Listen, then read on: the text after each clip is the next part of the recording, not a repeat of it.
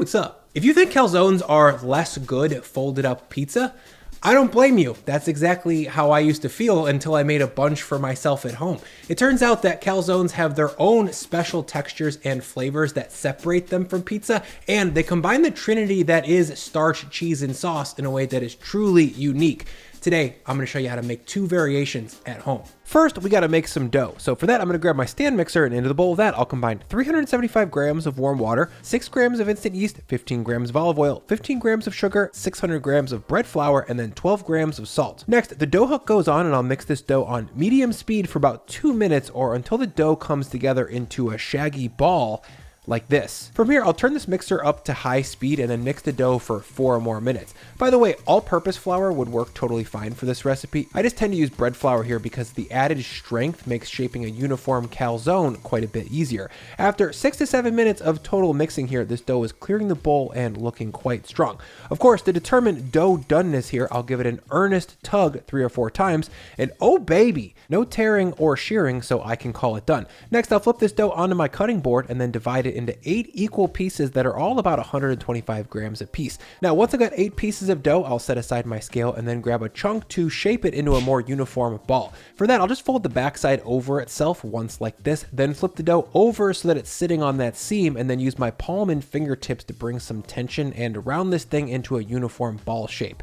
Next, I'll move all 8 pieces over to a lightly oiled half sheet tray, and then I'll wrap the whole sheet tray tightly with plastic wrap so that the dough doesn't dry out. From here, there are 2 options for fermentation. One is putting this dough in the fridge overnight or for a few extra days to help develop some flavor, or option 2, leave this sheet tray on the counter and ferment it for 2 hours. This way it develops less flavor overall, but does give you calzones a lot sooner, so it's up to you. I went with the fridge method personally, so the next day, about an hour before I want to eat calzones, I'm going to pull my dough out of the fridge. As you can see, these dough balls have just about doubled in size overnight, but they're cold, and that makes them much harder to roll out. So I'll recover them and then put them on the counter out of the way so they can warm up for about an hour.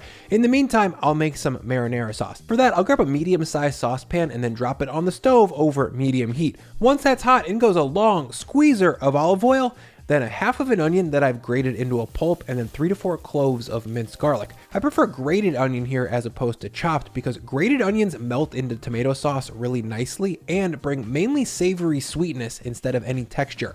I want a smooth sauce here. Next, I'm going to jump in and stir everything to combine and then fry these two together until they've just lost their moisture, they're softened, and are just starting to take on some caramelization. Next, let's prep up the tomatoes. Into a 28-ounce can of crushed tomatoes, I'll combine 5 grams of salt, 10 grams of sugar, 1 gram of dried basil, 1 gram of dried oregano, and a strong pinch of chili flakes. Next, I'll jump in with my immersion blender and then spin that until it's smooth. Smooth over chunky here because chunky sauces don't work well as dips. They tend to just slide off of food instead of sticking to them. And yes, calzones do need to be dipped.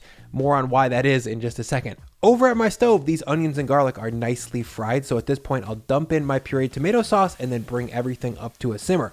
And once this sauce is starting to get ploppy, the point where the sauce is all over your floor and your stove and your counter, yeah, at that point, I'll turn the burner down to low and then reduce this sauce for 15 to 20 minutes. At this point, I'll also preheat my oven for calzoning. That means turning it all the way up to 550F and loading in my pizza steel.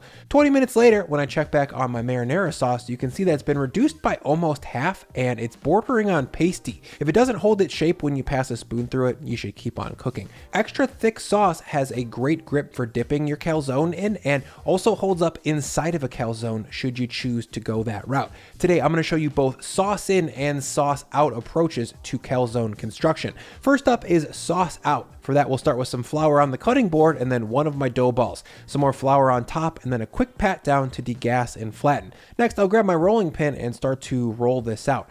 The good news is that compared to pizza, rolling, shaping, and baking a calzone is actually quite a bit more forgiving and easier to learn how to do. With pizza, you're worrying about maintaining a certain bubble of crust around the edges, and with calzone, you're literally just rolling a pancake that is evenly flat. Once I got this rolled out to about 7 inches wide, I'll turn it 90 degrees one more time and keep on rolling, but this time I'm going to focus on rolling the edges to make them the same thickness as the middle. The dough tends to get thicker as it gets closer to the edge, so I'll make sure to roll that flat. I'll come back and check with a little tape measure here to determine my width, and I'm looking for a roughly 9-inch circle. That looks good, so let's build it. First thing down is a half cup or 4 to 5 tablespoons of fresh, sweet, ricotta cheese. And you guys, not all ricotta is made equal. Check out this wacky guar gum infused stuff that I got from the local grocery store.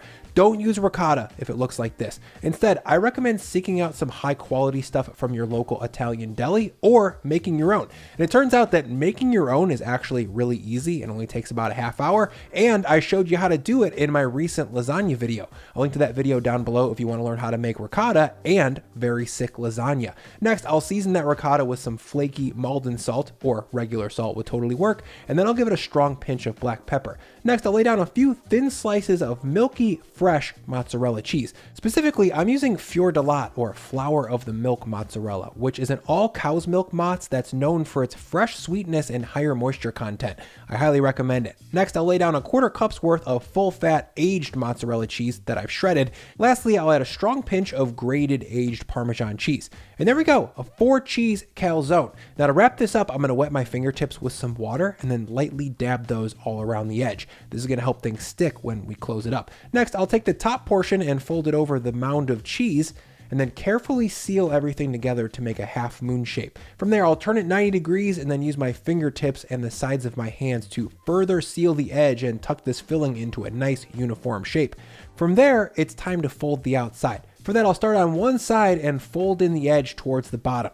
Push down to make sure that's sealed, and then I'll put my left pointer finger in that fold and then grab the dough about an inch up from there and then fold it back to create a nice clean pleat. I'll move up about an inch or so and repeat that same fold move, and this looks a lot more precious than it actually is, you guys. Just fold it over however works for you and try to make it look pretty, and make sure your folds are pressed in hard so that the edges stay sealed. Once I've got this folded up into a pretty little packet of cheese like this, I'm gonna grab a little baby sheet tray that I've lined with parchment and a sprinkle of semolina flour and then lay down my calzone. Next, I'll snip the top with some scissors so that steam can escape while baking, and then I'll brush the whole thing with some egg wash to help create a shiny, burnished crust.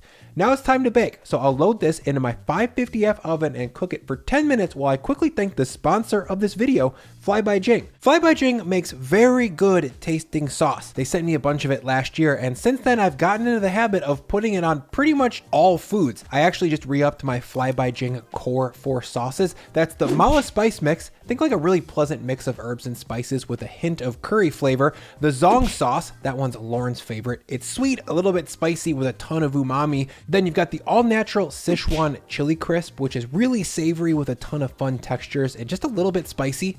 That one's my favorite. And then finally, the all-new extra spicy chili crisp with 3 times the heat of the original. It's extra hot and extra tingly for all you chili heads out there. Whew. I'm not acting. This is very spicy. All of these sauces make for a really easy way to add some interest and depth of flavor to quick and simple foods.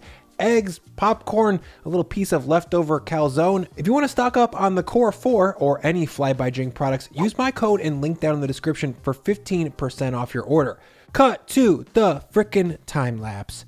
And once this calzone has risen and taken on some nice golden brown color, I'll pull it out. As you can see, it looks awesome. It's shiny and caramelized, and a huge plus, all the cheese stayed inside. When I cut into it, you can see that we've got some piping hot, melty, fresh cheese. It looks sweet, it looks milky, and very creamy. Now, to unify the trinity of crust, cheese, and sauce, I'm gonna take my half calzone and give it a thorough dip in my reduced marinara. And it's a classic CPFD situation, you guys. Cheese pull for days.